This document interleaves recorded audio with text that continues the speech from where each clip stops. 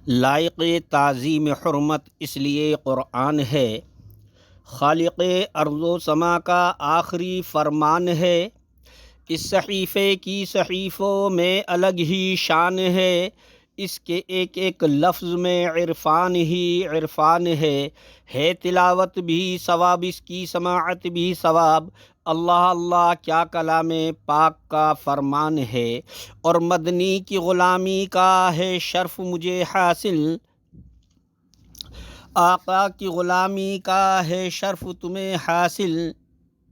اللہ کی قسم ہماری قسمت ہے بہت اچھی، محبوب دو عالم کی الفت ہے بہت اچھی، اور مومن کے یہ دامن میں دولت ہے بہت اچھی۔ قرآن ہے بہت اچھا، سیرت ہے بہت قرآن ہے بہت اچھا، سنت ہے بہت اچھی، اور اس پہ چلے امت تو امت ہے بہت اچھی۔ میرے بزرگوں اور دوستو، شوز دل چاہیے، چشم نم چاہیے، اور شوق طلب معتبر چاہیے۔ ہوں مدینے کی گلیاں مؤثر اگر، آنکھ کافی نہیں بس نظر چاہیے۔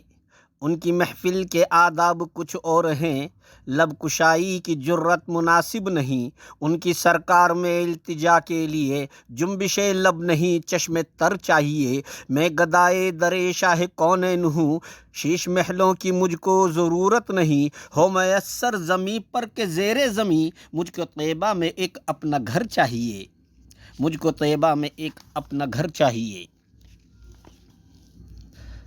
اللہ اکبر۔ کونین کی تخلیق کا آقا تو سبب ہے، اسلام کا مفہوم تیرے در کا ادب ہے۔ طٰہٰ سے آیا ہے تیری صورت کا قصیدہ، قرآن میں یاسین تیرا نام و لقب ہے۔ والفجر کا مطلب تیرے چہرے کی تلاوت، واللیل تو آقا تیری زلفوں کا لقب ہے۔